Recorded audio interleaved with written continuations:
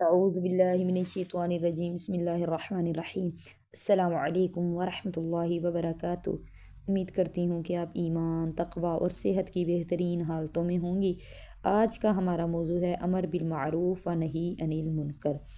اللہ عز و جل قرآن میں ارشاد فرماتا ہے، کنتم خیر امت اخرجت للناس تأمرون بالمعروف وتنہون عن المنکر وتؤمنون باللہ۔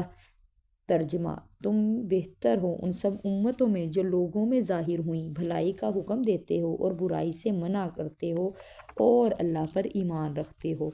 نبی پاک صلی اللہ علیہ وآلہ وسلم نے فرمایا، تم میں سے جو کوئی کسی برائی کو دیکھے اسے چاہیے کہ قوت بازو سے مٹا دے، اگر اس کی طاقت نہ ہو تو زبان سے، اگر یہ بھی نہ کر سکے تو اسے دل میں برا سمجھے، اور یہ کمزور ترین ایمان ہے، یعنی یہ ایمان والوں کا کمزور ترین فعل ہے۔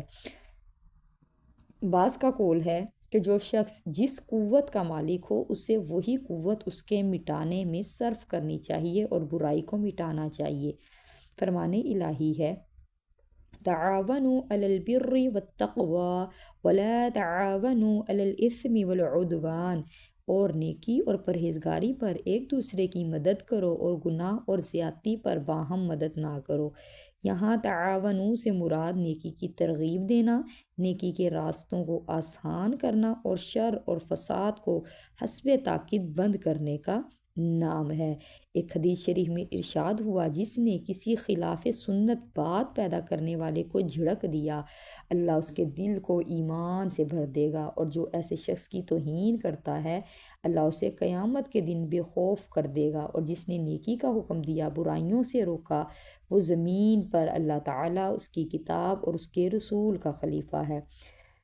حضرت علی فرماتے ہیں کہ میں نے حضور صلی اللہ علیہ وآلہ وسلم کو یہ فرماتے ہوئے سنا کہ آخر زمانے میں نو عمر اور کم سمجھ لوگوں کی ایک جماعت نکلے گی، باتیں بظاہر اچھی کہیں گے لیکن ایمان ان کے حلق سے نیچے نہیں اترے گا۔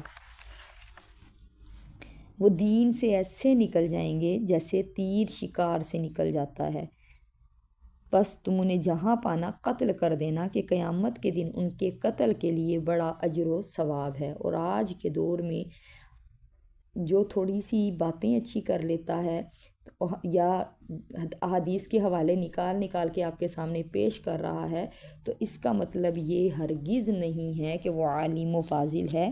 دین کے لیے بڑی تحقیق کی ضرورت ہوتی ہے، لیکن لوگ جو ہیں وہ چند کتابیں پڑھ کر اور دین پر بحث کرنا شروع ہو جاتے ہیں۔ وہ تو لوگ ایسے ہیں جو آقا علیہ السلام نے فرمایا کہ دین سے ایسے نکل جائیں گے جیسے تیر شکار سے نکل جاتا ہے اور انہیں پتہ بھی نہیں چلتا۔ نبی پاک صلی اللہ علیہ وآلہ وسلم نے فرمایا کہ میں نے معراج کی رات ایسے آدمی دیکھے جن کے ہونٹ آگ یا کینچیوں سے کاٹے جا رہے تھے۔ میں نے جبریل سے پوچھا، یہ کون ہیں؟ انہوں نے کہا، یہ آپ کی امت کے خطیب ہیں جو لوگوں کو نیکی کا حکم دیتے تھے مگر اپنے آپ کو بھول جاتے تھے۔ اللہ قرآن میں فرماتا ہے، أَتَأْمُرُونَ النَّاسَ بِالْبِرِّ وَتَنْسَوْنَ أَنفُسَكُمْ وَأَنْتُمْ تَتْلُونَ الْكِتَابَ أَفَلَا تَعْقِلُونَ، کیا لوگوں کو بھلائی کا حکم دیتے ہو اور اپنی جانوں کو بھولتے ہو حالانکہ تم کتاب پڑھتے ہو، تو کیا تمہیں عقل نہیں؟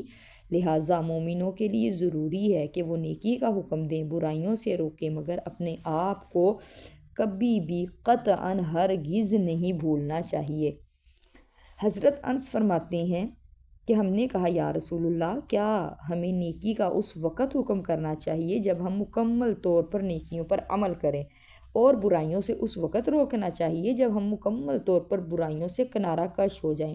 حضور صلی اللہ علیہ وآلہ وسلم نے فرمایا، تم نیکیوں کا حکم دیتے رہتے ہو اگرچہ تم مکمل طور پر عمل نہ کر سکو، تم برائیوں سے روکتے رہو اگرچہ تمام تر اپنی صلاحیتیں لگا کر بھی تم اپنے آپ کو ان گناہوں سے بچا نہ سکو۔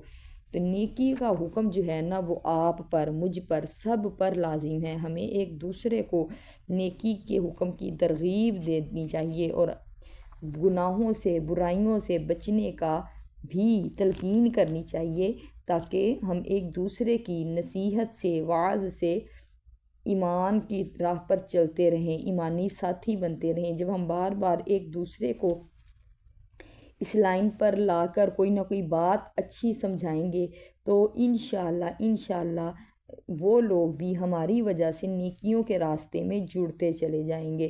تو کوشش کریں کہ آپ کا وجود دوسروں کے لیے شر کا باعث نہ بنے بلکہ خیر کا باعث ہو، آپ کی وجہ سے کوئی جنت میں جانے والا بنے نہ کہ دوزخ میں جانے والا بنے۔ اپنی صلاحیتوں کو بروئے کار لائیں اور ہمیشہ یہ یاد رکھیے کہ ایک دن موت ہے، تو اس موت کی تیاری کیجیے اور فکر کیجیے اور ایک دوسرے کو امر بالمعروف و نہی عن المنکر کا درس دیتے رہیے، خود بھی اچھے عمل کریں اور دوسروں کو بھی اچھے عمل کرنے کی ترغیب دیں، خود بھی برائیوں سے رکیں اور دوسروں کو بھی رکنے کی ترغیب دیں۔ اللہ تعالی ہم سب کو اس پہ سلامت رکھے، ہم سے دین کا کام لے۔